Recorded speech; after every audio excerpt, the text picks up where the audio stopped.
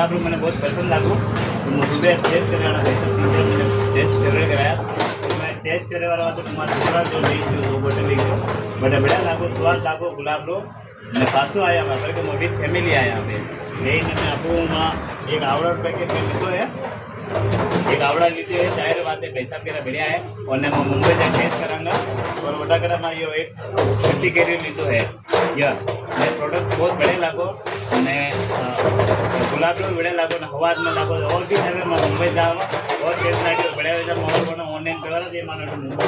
अच्छा आवा वाला ग्राहक बात और कई कहना चाहो ये आवा वाला तो ये है कि प्रोडक्ट बहुत बढ़िया है नेचुरल चीज़ है और चाय में कोई मेहमान आए तो चाय बनाने करता आप यो पियो बेस्ट है स्वाद में भी है। ठीक है आप हमारी विनती है जितना भी आओ बहुत मस्त जाना जितना पैसा बनाने आते भी आओ ये आपने हल्दी घाटी रोड पे बहुत बेस्ट है।